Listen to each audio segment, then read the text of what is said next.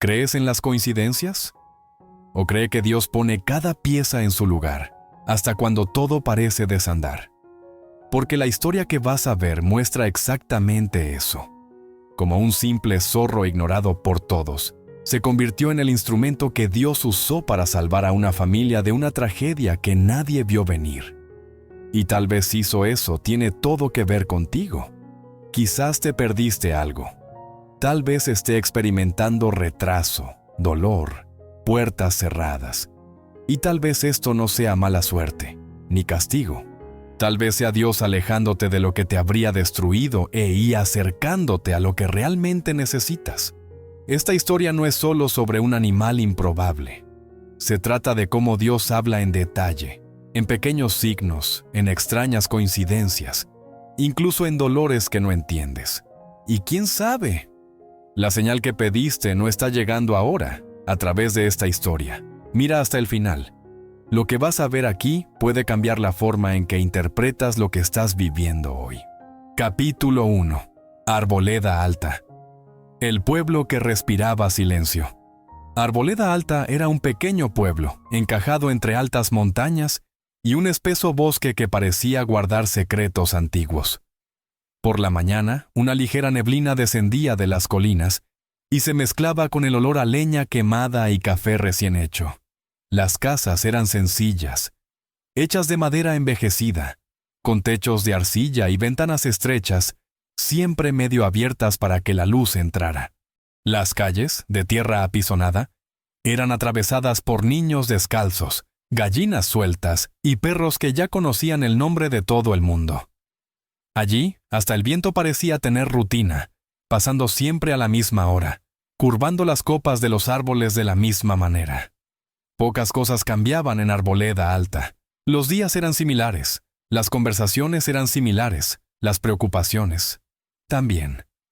Lo que realmente circulaba por allí, más que dinero, era historia. Cada habitante tenía una historia sobre el bosque, sobre Dios, sobre milagros y desgracias que nadie olvidaba. Por la noche, el silencio caía temprano, roto solo por el sonido de los grillos, un arroyo distante y alguna puerta chirriante. Las estrellas parecían más cerca, como si hubieran elegido ese lugar para dormir un poco más bajo. La gente se iba recogiendo una a una, apagando lámparas, cerrando puertas, repitiendo oraciones murmuradas. Arboleda Alta era pobre en casi todo menos en fe. No una fe perfecta, sino una fe cansada, llena de dudas, hecha de supervivencia y costumbre. Cuando llegó la lluvia, golpeando fuertemente los techos, muchos recordaron que en lugares lejanos había guerras, grandes ciudades, edificios altos. Pero allí, la mayor preocupación era si la plantación iba a aguantar y si el pan del otro día estaba garantizado. Los ancianos se sentaban en la plaza, por la tarde, para observar la vida pasar despacio, como si el tiempo tuviera miedo de correr allí. Los jóvenes soñaban con irse, pero casi siempre se quedaban, atados a raíces invisibles. El bosque circundante parecía un muro vivo, protegiendo y atrapando al mismo tiempo. Algunos decían que guardaba espíritus antiguos, buenos y malos. Otros decían que era solo mata y bicho. Lo cierto es que todos respetaban aquellos árboles altos como si fueran gigantes observando el pueblo. No era lugar de grandes acontecimientos. No era lugar de titulares, ni de milagros espectaculares. En Arboleda Alta, Dios actuaba en el detalle, en una lluvia que venía a tiempo, en una fiebre que bajaba de madrugada, en un empleo que aparecía de la nada. Fue en este escenario tranquilo que la historia de Isandro, Mariela y un extraño zorro rojo comenzó a dibujarse, sin avisar, sin ruido. Como todo lo que realmente cambia una vida, primero parece pequeño, luego te das cuenta de que nunca volverá a ser lo mismo. En aquel pueblo que respiraba silencio, algo ya se movía detrás del velo de las cosas simples. Nadie lo sabía, pero Arboleda Alta estaba a punto de ser probada por un tipo de oscuridad que nunca había conocido. Y al mismo tiempo, por un tipo de cuidado que pocos pueden reconocer cuando duele. Capítulo 2. Isandro. el hombre que protegía viejas huellas y heridas. Isandro era conocido por todos no por hablar mucho, sino por estar siempre en medio del monte. Trabajó como guardián de los senderos, cuidando los caminos que cortaban el bosque y conectaban el pueblo con otras regiones. Sabía dónde cedía el terreno, donde la piedra era demasiado lisa, donde la lluvia solía abrir agujeros traicioneros. Los viajeros confiaban en las marcas que dejaba en troncos y piedras, pequeñas señales que solo las miradas vigilantes percibían. Su rostro estaba marcado por el sol, la lluvia y una tristeza antigua que rara vez dejaba aparecer. Había enviudado demasiado pronto, cuando Mariela todavía apenas sabía cómo atar sus propias trenzas. Desde entonces, dividía su vida entre el bosque y la casa sencilla donde intentaba ser padre, madre y refugio. No era un hombre de grandes palabras sobre Dios, pero tampoco se quejaba de la vida en voz alta. Prefería conversar con el viento, con las hojas y con el silencio. Cuando caminaba por los senderos, tenía la costumbre de tocar algunos troncos con la mano, como si saludara a viejos amigos. Sabía identificar el sonido de cada pájaro, el olor de cada planta y el tipo de peligro que cada nube anunciaba. Y, sin embargo, había cosas con las que no podía lidiar. Perder a su esposa había abierto un agujero que el tiempo no cerró. Solo enseñó a caminar alrededor. Debido a esto, se aferraba con fuerza exagerada a las pocas cosas que le quedaban: la casa, la hija y el animal que compartía el patio con ellos. Muchos hombres de la aldea iban a la taberna en las noches más frías, pero Isandro prefería quedarse en casa escuchando el sonido de Mariela revolviendo las ollas. Vio a su hija crecer con una mezcla de orgullo y miedo. Orgullo, porque veía en ella un coraje que nunca tuvo.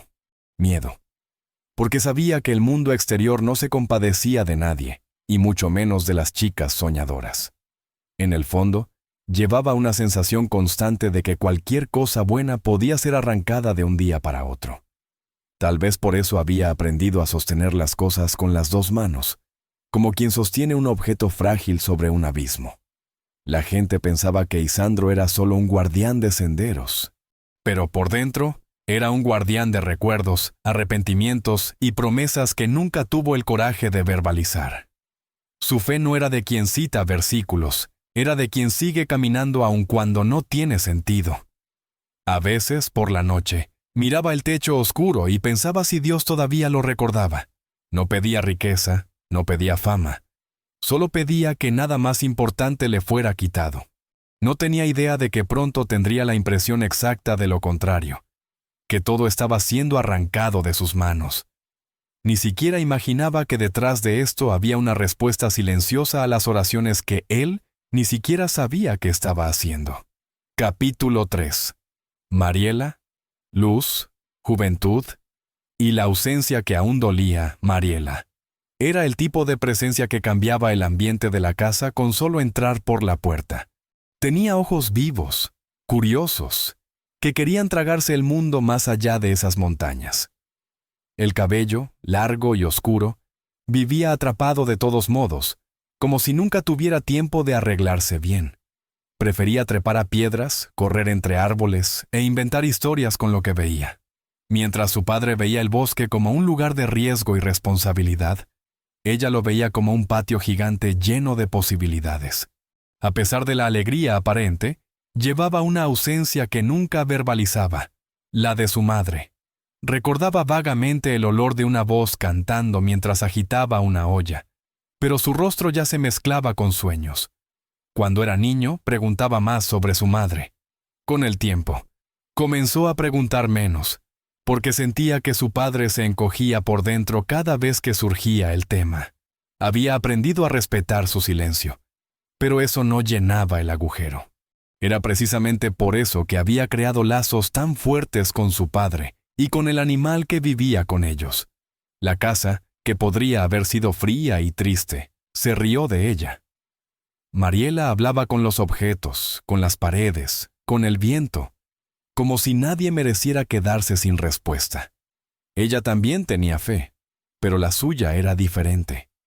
No venía de oraciones decoradas, sino de diálogos espontáneos con un Dios al que ella llamaba amigo en pensamiento. A veces, por la noche, se subía a una piedra detrás de la casa. Miraba el cielo y le contaba lo que le había dolido y lo que había sido hermoso en el día. Tenía miedo de pocas cosas, pero una de ellas era ver a su padre desmoronarse. Sabía que era más frágil de lo que parecía, como madera antigua que se mantiene firme, pero cruje cuando el viento aprieta. Por eso, hacía todo lo posible para hacer luz dentro de casa. Arreglaba lo poco que tenían con cuidado, inventaba recetas con casi nada, decoraba la mesa con hojas, flores, piedras. Ella hacía arte con restos. Soñaba con conocer el mar, las ciudades grandes, lugares donde nadie supiera su nombre y nadie supiera de sus dolores. Pero al mismo tiempo, había algo en Arboleda Alta que la atrapaba: el padre, el bosque y ese zorro rojo de mirada casi humana. Mariela no sospechaba, pero su historia estaba directamente relacionada con las decisiones que su padre tenía miedo de tomar. No siempre quien brilla por dentro se da cuenta de que es blanco de una guerra invisible. Sin saberlo, sería el centro de las próximas noches de oración, desesperación y gratitud, en ese pueblo olvidado del mapa. Y la forma en que ella amaba a ese animal sería una pieza silenciosa en un tablero que solo Dios veía entero. Capítulo 4. Kiru, el zorro rojo que no debería existir. Kiru apareció una mañana fría, acurrucado bajo el carro abandonado detrás de la casa de Isandro. Era solo un cachorro, delgado, con los pelos pegados de barro y una mirada sospechosa que mezclaba miedo y hambre. Mariela lo vio primero. Había ido a buscar leña y casi tropezó con ese pequeño cuerpo tembloroso. Cuando sus ojos se encontraron con los ojos del animal, algo en ella se derritió. No era un perro, no era un gato, no era un animal de cría común en el pueblo. Era un zorro rojo, raro en esa región, con un tono de pelaje que casi se quemaba a la luz del sol. Isandro, al ver la escena, reaccionó con preocupación.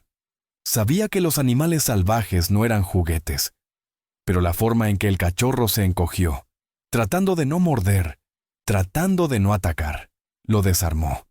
Contra el sentido común, decidió dejarlo allí solo por hoy, hasta que se preguntaran qué hacer. Ese solo por hoy se convirtió en semanas. Mariela cuidó a Kiru con una dedicación casi obsesiva. Dio restos de comida, agua, improvisó una caminata con tela vieja. Poco a poco, el zorro fue ganando peso, brillo en el pelo y confianza en las personas de la casa. Al principio, solo se acercó a Mariela. Luego, con el tiempo, llegó a aceptar la presencia de Isandro, siguiéndolo con la mirada cada vez que caminaba por el patio. Había algo extraño en Kiru. No reaccionó como un animal ordinario. Parecía anticipar movimientos, alejarse segundos antes de que algo cayera, mirar fijamente un rincón oscuro antes de que surgiera cualquier ruido. No pasó mucho tiempo antes de que Mariela empezara a hablar de él como si fuera una persona. Le contaba secretos, desahogaba penas, compartía sueños. A veces, Isandro pasaba por la ventana y veía a su hija sentada en el suelo, el zorro acostado con la cabeza sobre sus piernas, como un perro guardián. Sabía que no era exactamente normal, pero de alguna manera, ese vínculo les hizo bien a ambos. En el pueblo, algunos se extrañaban. Zorro es zorro, decían, desconfiados. Pero con el tiempo, incluso los vecinos se acostumbraron a la idea de que en esa casa vivía un animal que no se comportaba como los demás. Kiru siguió a Mariela hasta el borde del bosque, regresando cada vez que regresaba. Conocía todos los olores, todos los atajos, todos los sonidos del bosque circundante. Por eso, sin que nadie se diera cuenta, comenzó a funcionar como una especie de centinela silenciosa. Lo que nadie sabía allí, ni siquiera Isandro, era que este pequeño detalle se convertiría en la delgada línea entre la vida y la muerte en una noche específica. Kiru no debería existir en ese lugar, pero existía. Y a veces, lo que no debería existir Es exactamente lo que Dios planta en el camino para reescribir una historia. Capítulo 5. La llegada del extraño. El hombre que quería comprar una vida. El día en que el extraño llegó a Arboleda Alta comenzó como cualquier otro. El sol se levantó tarde detrás de las montañas. La niebla tardó un poco más en desaparecer, y los gallos cantaron fuera de ritmo. Casi nadie se dio cuenta de que había un hombre nuevo en el camino, hasta que se bajó del carro en la plaza central. Era alto, delgado, con gafas redondas y un sombrero de ala ancha que no coincidía con el estilo del pueblo.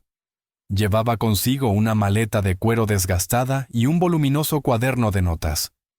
Se presentó como Esteban, un investigador de fauna interesado en la región. Hablaba con calma, con un acento de quien ya había pasado por muchos lugares.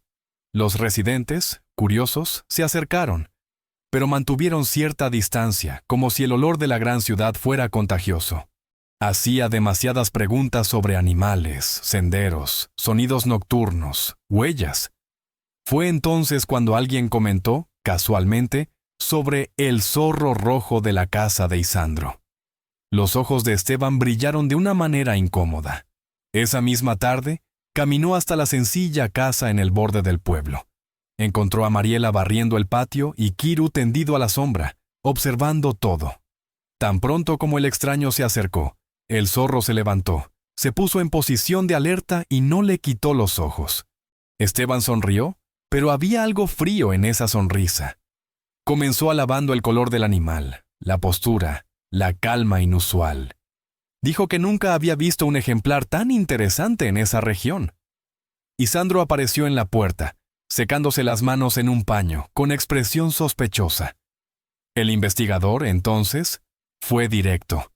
Ofreció una gran cantidad de dinero por Kiru. Era suficiente dinero para cambiar el techo, reparar la cerca, comprar herramientas nuevas y vivir más tiempo. Mariela se congeló, en estado de shock, con el corazón colapsado. La idea de ver a Kiru irse con un extraño le pareció una especie de mutilación. Esteban habló de ciencia, estudio, importancia, prometió que el animal estaría bien cuidado, mejor alimentado, protegido. Desde un punto de vista lógico, parecía una propuesta irresistible. En la cabeza de muchos padres de la aldea, sería una oportunidad de oro. Pero la casa de Isandro no estaba guiada solo por la lógica. Miró a Kiru, luego a su hija, luego a su maleta llena de promesas. Allí, en ese patio sencillo, se armó un conflicto invisible. Entre la necesidad y el afecto, entre la pobreza y lo que el dinero es incapaz de comprar. Isandro sintió el peso de la elección en las manos callosas. No lo sabía, pero lo que decidiría en ese momento se convertiría en un punto de inflexión no solo para su historia, sino para todo lo que estaba a punto de suceder en Arboleda Alta. Capítulo 6. El rechazo. Cuando decir no se convierte en un error imperdonable. El silencio que cayó después de la propuesta de Esteban parecía más pesado que la maleta que llevaba. Isandro respiró hondo, tratando de organizar los pensamientos que venían como piedras rodando montaña abajo. Sabía que necesitaba el dinero. Eso era evidente incluso para las paredes de la casa. Pero cuando miró a Kiru, encontrado casi muerto hace años, y luego a Mariela, con los ojos llorosos, entendió que allí no había elección. Había verdad. Lo siento, señor Kir, pero Kiru no está en venta. La frase salió firme, incluso si su corazón temblaba por dentro. Esteban frunció el ceño como quien oye una respuesta imposible. Insistió, dobló la oferta, enumeró ventajas, habló de ciencia, de medicina, de avances, de oportunidades. Isandro simplemente repitió, «No». El investigador cerró la maleta con fuerza y dijo, seco, «Un día se arrepentirá». Dio la espalda y partió por el sendero como una sombra enojada. Mariela corrió hacia su padre y lo abrazó como si volviera a respirar después de casi ahogarse. Pero no todos en el pueblo reaccionaron así. El rechazo se convirtió en asunto el mismo día. En la taberna decían que Isandro era burro. En la panadería decían que era demasiado orgulloso. en la cola del agua, decían que era irresponsable por rechazar dinero en tiempos difíciles. Zorro es zorro. Mejor sería venderlo antes de que traiga problemas. Y Sandro escuchó parte de estas conversaciones mientras caminaba por las calles. No respondió a nada. Solo apretó más el paso. Lo único que lo tranquilizaba era sentir a Kiru caminando siempre 2 pasos atrás, como un guardián silencioso. Pero la paz duró poco. 3 días después, al amanecer, Mariela gritó su nombre con la voz rota. Kiru había desaparecido. Y así comenzó la primera herida que nadie sabía aún, que formaría parte de algo mucho más grande. Capítulo 7. La primera pérdida. La desaparición de Kiru.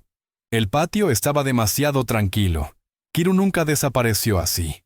Incluso cuando corría por el bosque, siempre regresaba antes de la primera comida. Mariela rodeó cada rincón de la casa, cada pasaje improvisado, cada sombra donde podría haberse escondido.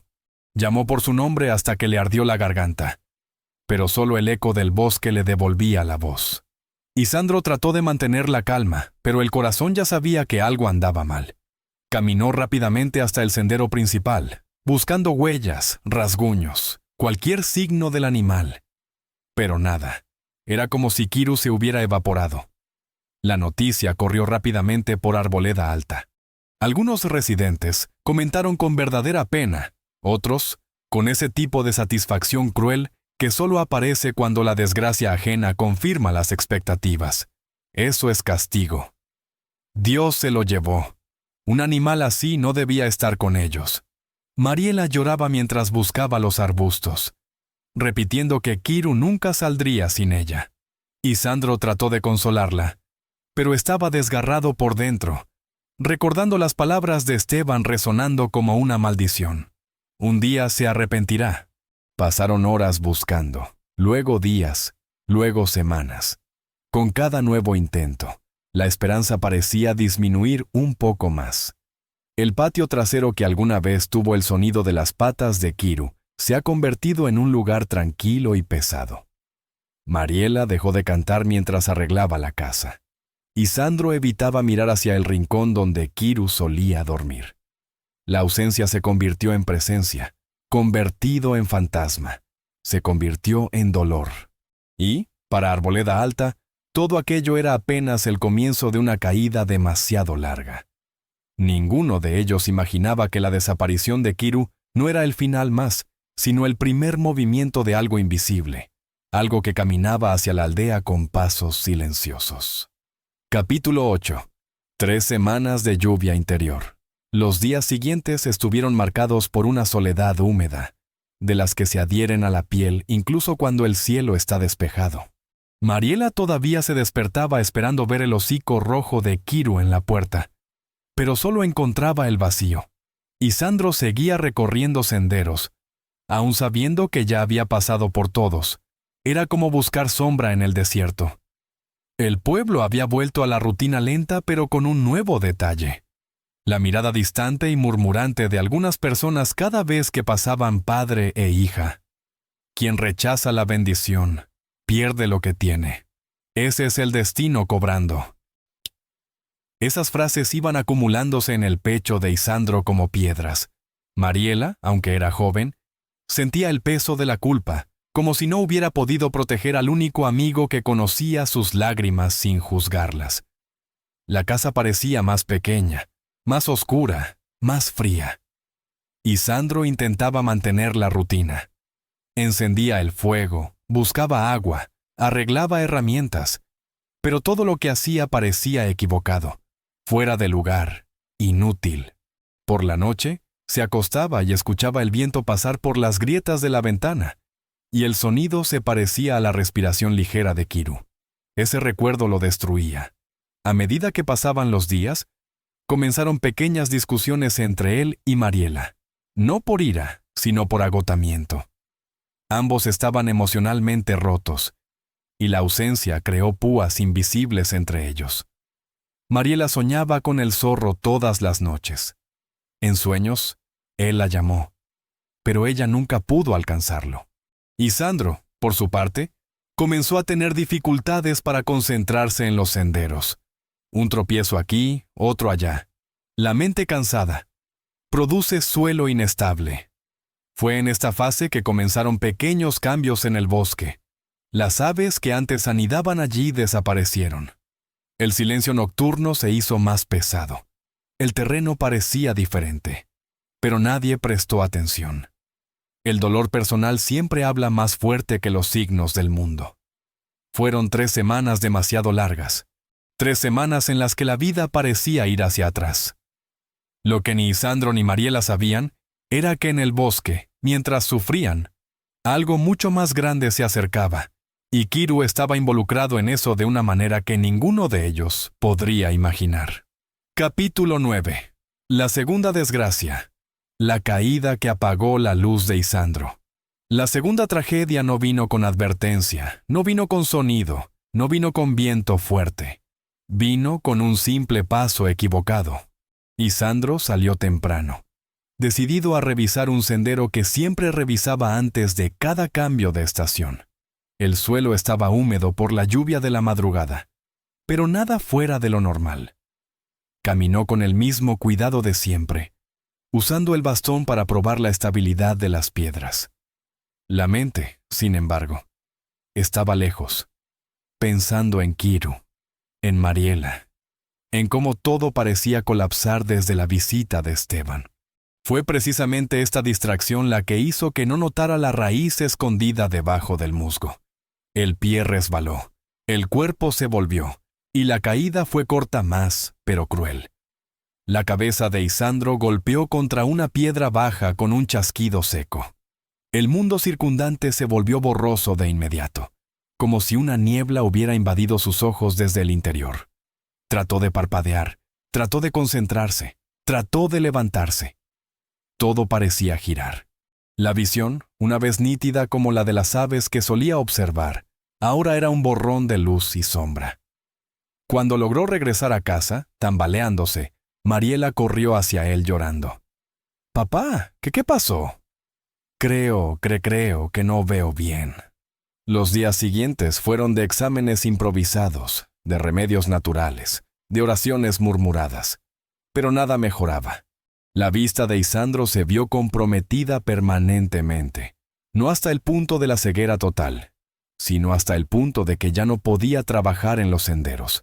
Perdió su trabajo. Perdió su función. Perdió su identidad. Fue en este momento que los rumores en el pueblo empeoraron. Primero el zorro, ahora esto. Esa casa está bajo maldición. Mariela intentaba defender a su padre, pero el dolor era demasiado grande para las guerras sociales. La casa estaba más silenciosa que nunca. Ahora había 2 ausencias: Kiru y la luz de los ojos de Isandro. Y lo que aún no sabía era que, al final, esta pérdida sería una protección disfrazada. Pero en ese momento, todo parecía una ruina. Capítulo 10. Voces venenosas. Cuando el pueblo decide su destino. Cuando se difundió la noticia de la caída de Isandro, el pueblo reaccionó de la misma manera que siempre reaccionan los pueblos pequeños, rápido e incorrecto. Algunos mostraron verdadera lástima, tomando pan, caldo, palabras amables. Pero la mayoría prefirió la ruta más fácil, la ruta del juicio. Eso pasa por desafiar a la ciencia. Dios le quitó lo que más quería. Debería haber vendido ese animal antes de perderlo todo. Las palabras corrían de boca en boca, afiladas como un cuchillo de carnicero. Isandro trató de no escuchar, pero era imposible ignorar los comentarios que parecían llegar siempre a sus oídos, incluso cuando no quería. Mariela, por su parte, evitó salir de casa. Cada mirada torcida, cada susurro, cada risa apagada caía sobre ella como piedra. Una tarde, al ir a buscar agua, oyó a 2 mujeres decir que la familia traía mala suerte para quien estuviera cerca. Eso la hizo casi derramar el balde. La sensación de aislamiento comenzó a crecer como hierba alrededor de la casa. Los amigos más cercanos comenzaron a visitar menos. Las invitaciones son raras. Los niños, que antes jugaban en el patio, comenzaron a cruzar la calle para no pasar demasiado cerca. En el pueblo, Cuando comienza una narración, él se convierte en destino. Y la narrativa ahora era: la familia de Isandro estaba maldita. Lo que dolía no era la crueldad, sino cómo parecía tener sentido en un momento tan frágil. Isandro, con la visión comprometida, se sentía un peso. Mariela, atrapada entre la culpa y la protección, trató de cuidarlo y cuidarse a sí misma. La casa parecía encogerse, las noches parecían más frías, y cada silencio entre ellos parecía más pesado. Pero, sobre todo, había una voz que no era humana, el eco de algo que se acercaba a través del bosque, algo que afectaría la vida de todos, no solo de una familia. Y lo peor es que nadie quería ver las señales. Preferían culpar a los débiles. Siempre ha sido así. Siempre lo será.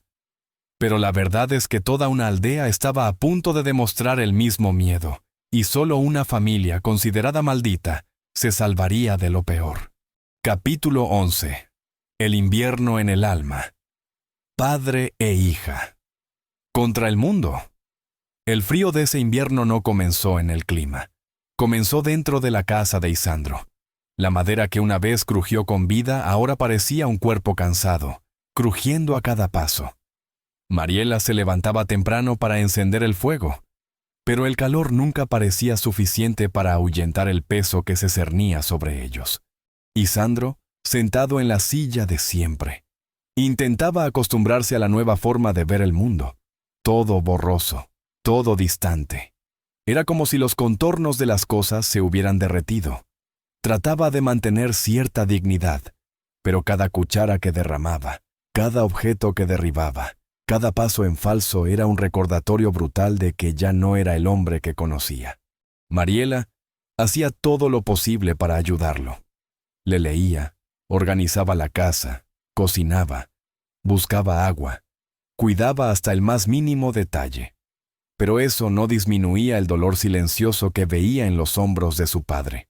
Por la noche, cuando él dormía, ella lloraba en voz baja para no despertarlo. Le preguntaba a Dios, en susurros, por qué todo se estaba desmoronando al mismo tiempo. La pérdida de Kiru, el accidente, el rechazo de la gente, todo parecía una secuencia cruel, como si el destino se complaciera en aplastarlos. Los sonidos del pueblo seguían afuera. Niños jugando, parejas discutiendo, vecinos hablando. Pero para esa casa, el mundo parecía haberse detenido. Lo único que seguía viva era una obstinada esperanza en Mariela. Ella creía que ningún dolor existía sin un propósito. Pero esta fe era como una vela pequeña luchando contra el viento. Y, sin embargo, ella aguantaba. Isandro vio este brillo en su hija y eso le impidió colapsar por completo. No era ciego, solo veía mal. Y eso fue suficiente para darse cuenta de que Mariela estaba siendo la fortaleza que se suponía que era. Padre e hija se convirtieron en un muro de dos, apoyando sus dolores el uno contra el otro para no caer. Y este invierno emocional, aunque terrible, estaba preparando a los dos para una tormenta que cambiaría no solo sus vidas, pero el destino de Arboleda Alta entero. Simplemente no sabían que el desenlace estaba más cerca de lo que imaginaban, y que el comienzo de este giro vendría del bosque. Capítulo 12. Señales en el bosque. Algo oscuro venía descendiendo de las montañas. Los primeros signos aparecieron tan sutilmente que nadie le dio importancia. Un grupo de ciervos que solían cruzar el sendero norte simplemente desapareció. Luego, las aves migraron antes de lo habitual, volando en bandadas apresuradas, como quienes huyen de algo invisible. Algunos árboles cerca del río mostraron cortes extraños en los troncos, marcas lineales, humanas. Y Sandro, incluso con la visión perjudicada, sintió el olor a humo una mañana, aunque no había fogata encendida cerca. Era un olor diferente, no de leña, sino de tela quemada, de un campamento abandonado a toda prisa. Intentó advertir a algunos residentes, pero nadie lo escuchó. Un hombre que perdió la vista repentinamente, y el animal maldito no era una fuente confiable de nada. Mariela, sin embargo, Notó que los perros de la aldea comenzaron a ladrar al arbusto sin razón aparente. A veces se quedaban quietos mirando hacia la oscuridad entre los árboles, con el cuerpo rígido y la cola baja. Había algo mal, algo vivo, algo humano. Y era como si el bosque intentara advertir a cualquiera que lo escuchara. Por la noche, los sonidos metálicos resonaban entre las montañas. Pasos apresurados, susurros apagados, el sonido distante de los motores amortiguados, apagándose apresuradamente. Nadie estaba seguro de lo que estaba pasando, pero los viajeros comenzaron a decir que las aldeas cercanas habían sufrido ataques misteriosos. Gente desapareciendo, jóvenes llevados a la fuerza, casas quemadas. Los rumores crecían como fuego en matorrales secos, pero en Arboleda Alta la gente prefirió ignorar. Era más fácil culpar a Isandro que aceptar la idea de que el peligro se dirigía hacia ellos. Mariela, por su parte, comenzaba a tener sueños extraños. Soñaba con Kiru corriendo por el bosque, gruñendo a sombras sin rostro. Soñaba con senderos vacíos y lámparas apagadas. Y en el fondo, sentí que el animal no estaba simplemente perdido. Se estaba moviendo por alguna razón. Algo venía bajando de las montañas. Algo oscuro. Y nadie estaba preparado. Capítulo 13. Hombres sin rostro. El comienzo de las desapariciones. La primera persona en desaparecer fue Tomás, un joven que solía vender frutas en la plaza. Salió a buscar madera y nunca regresó. Al día siguiente fue el turno de Raúl, un muchacho fuerte conocido por cazar jabalíes. Las familias comenzaron a buscar, pero no se encontraron rastros, ni huellas, ni objetos, ni signos de lucha. Era como si se hubieran evaporado. Las madres lloraban, los padres gritaban los nombres de sus hijos por los senderos, y los vecinos trataban de calmarse unos a otros con palabras vacías. Pero nadie tenía explicación. Con el paso de los días, otros 2 jóvenes desaparecieron. El pueblo entró en pánico silencioso. Los mayores decían que eran espíritus del bosque. Los religiosos decían que era castigo. Los más escépticos decían que era lobo. Pero ninguna de esas respuestas cerró. Mariela comenzó a notar marcas extrañas en el suelo cerca del sendero este. Huellas humanas, pero diferentes. Pasos largos, pesados, siempre en grupo, siempre yendo y viniendo. Y había restos de cuerda, marcas de botas, trozos de tela militar. Isandro sintió la amenaza incluso sin verlo claramente. Estamos en lo normal, hija. Las noches se volvieron más tensas.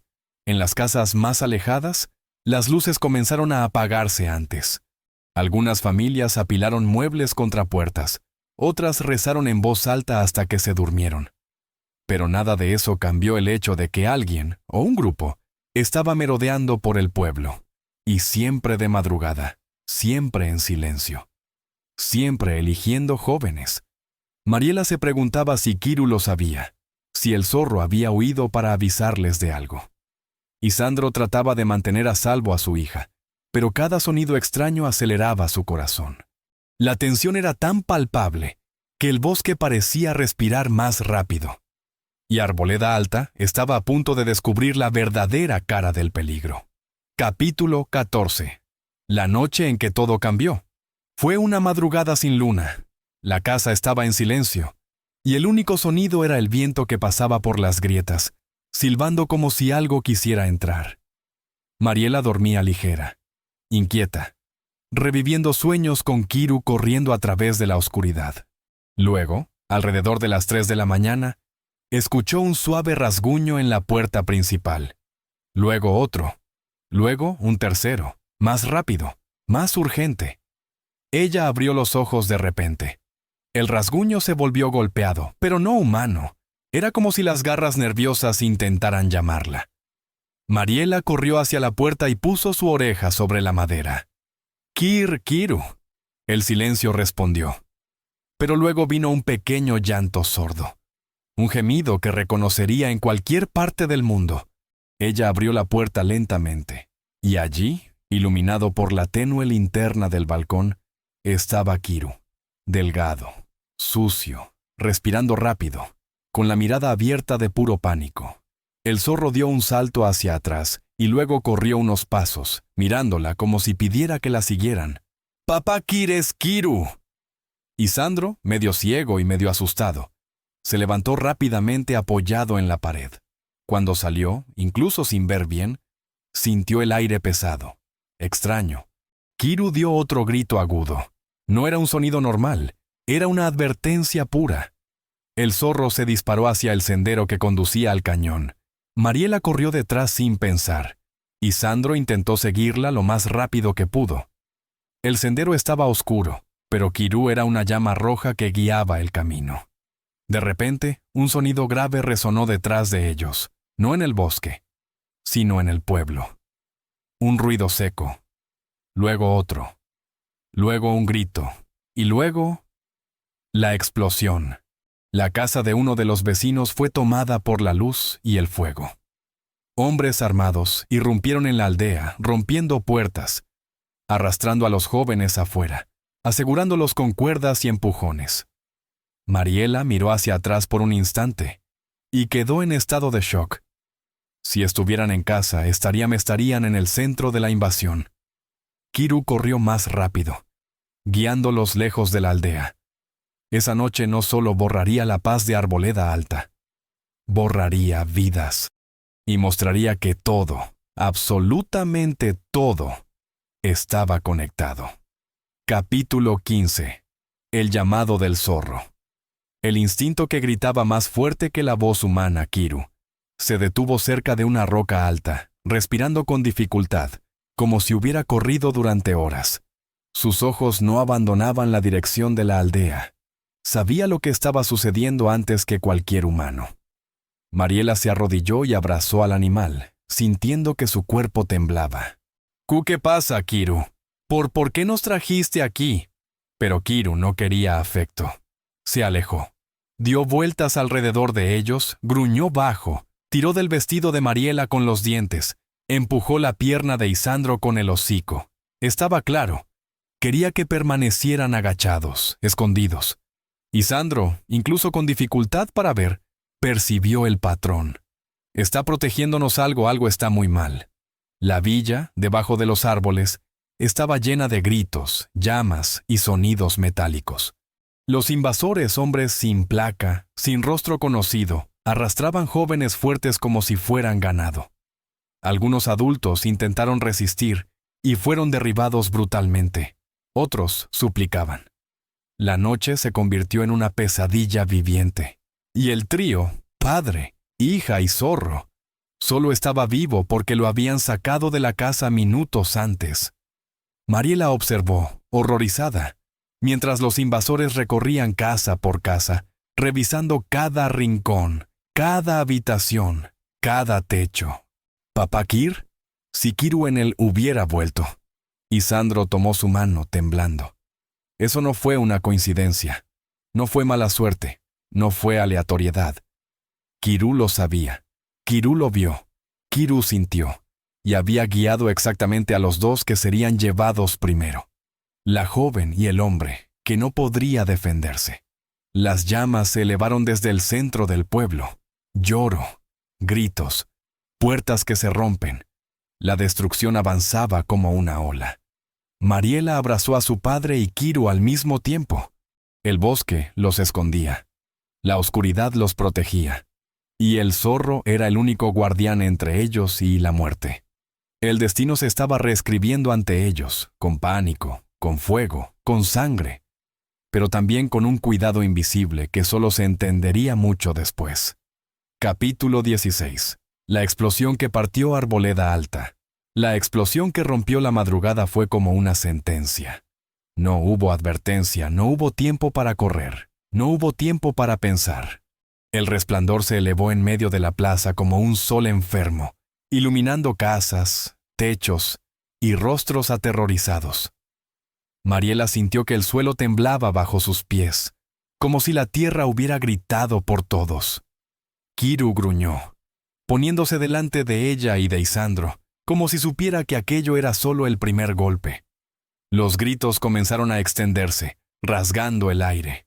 Se rompieron las puertas, se rompieron las ventanas, y aparecieron hombres encapuchados corriendo entre las sombras con antorchas, armas y cuerdas. La llama de la primera casa golpeada se elevó con violencia, pintando el cielo de rojo oscuro.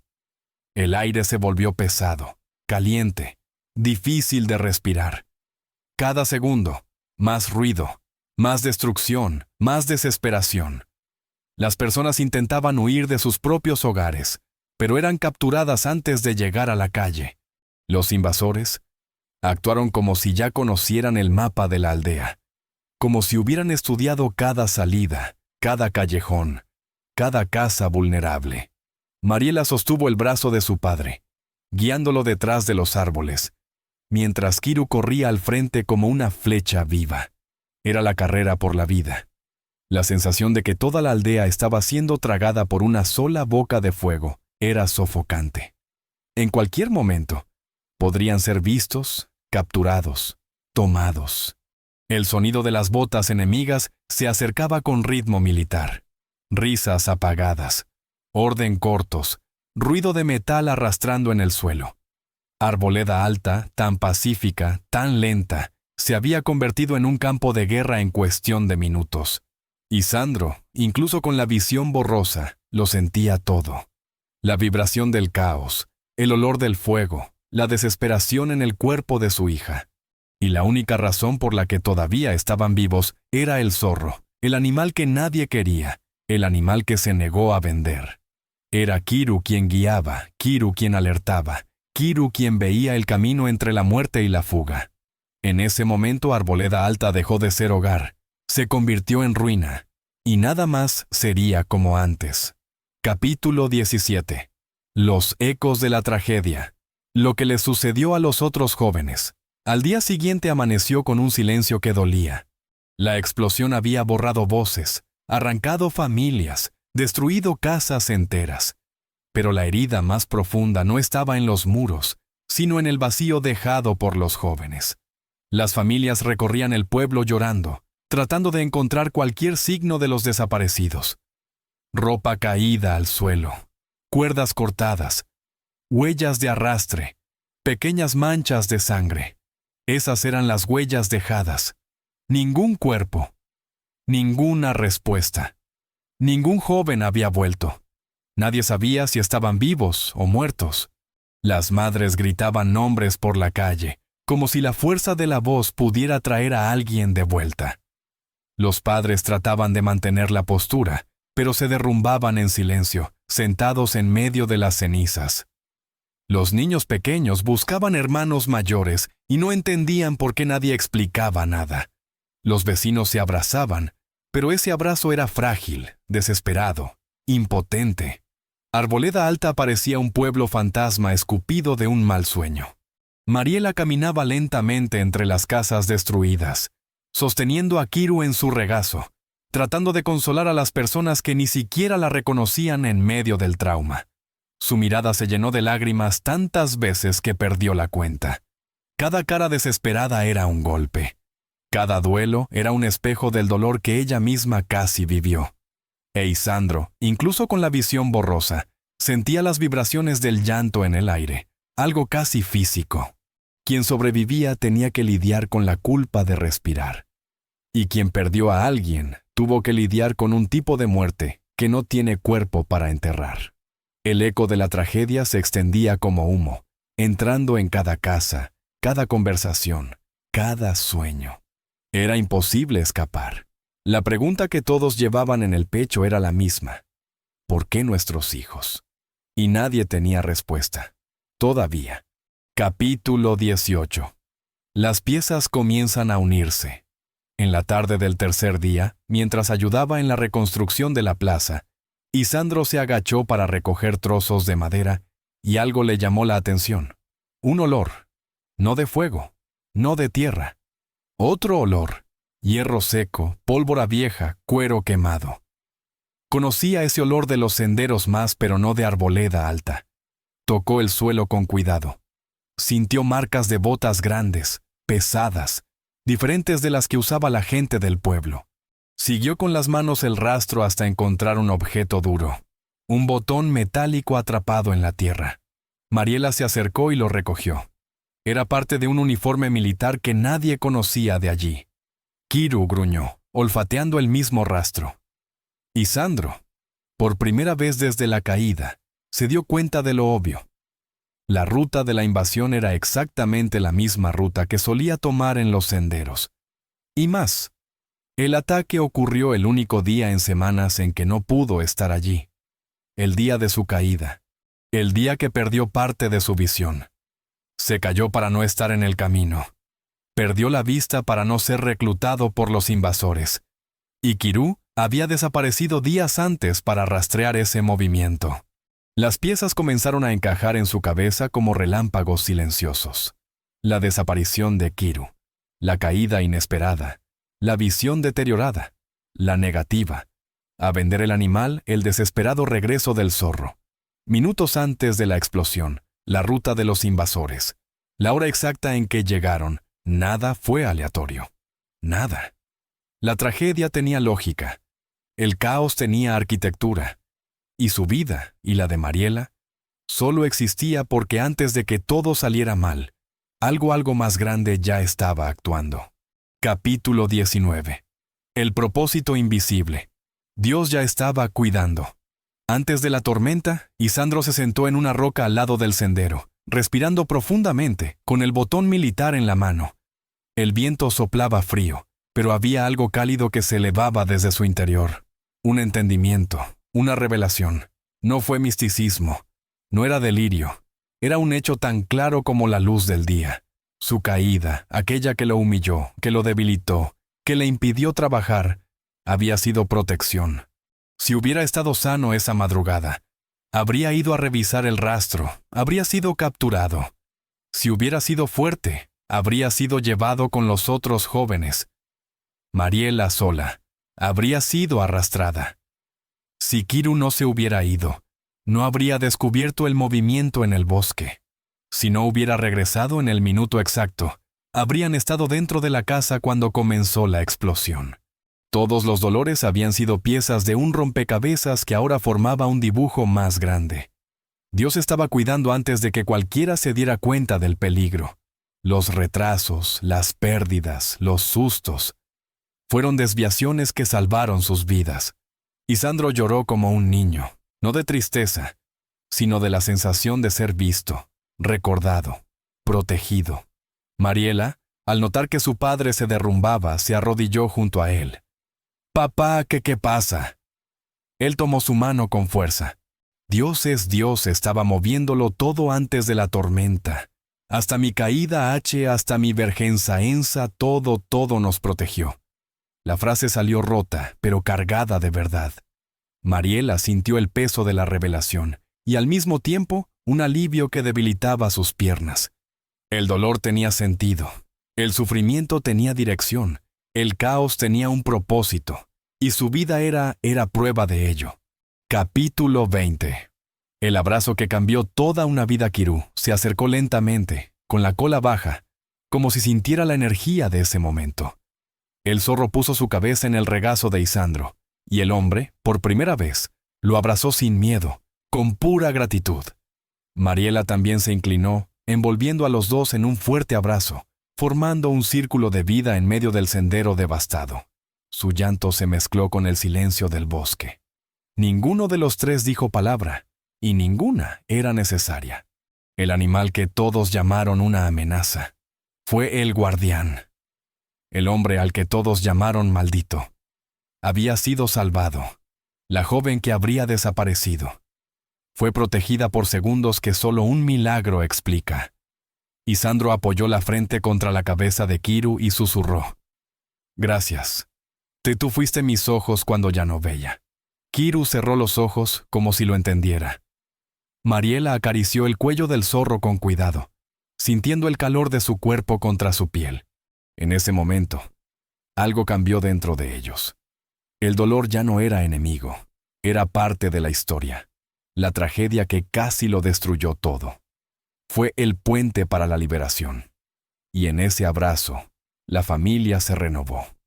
Un hombre, una joven y un zorro rojo, unidos no por casualidad, sino por propósito. Capítulo 21. Después del caos. El nuevo comienzo que no se esperaba. El pueblo comenzó a reconstruirse con pasos lentos y manos cansadas. Algunas casas fueron erigidas nuevamente, otras solo tenían cenizas para contar la historia. Las familias se unieron como nunca lo habían hecho. Ahora todos entendían el valor del otro. El duelo aún estaba allí, pero la desesperación ya no mandaba en todo. Y Sandro, a pesar de la visión deteriorada, volvió a ayudar en pequeños trabajos. Atar cuerdas, cargar madera, guiar caminos. La gente lo trataba de manera diferente, con respeto silencioso, con gratitud velada. Mariela se convirtió en una de las voces más fuertes de la reconstrucción, cuidando a los niños, distribuyendo alimentos, organizando grupos de búsqueda. ¿Y Kiru? El zorro se ha convertido en la sombra viva de todos. Circulaba por el pueblo como un símbolo. La gente comenzó a dejarlo entrar a las casas, a ofrecerle comida, a acariciarle la cabeza con reverencia. No era superstición, era reconocimiento.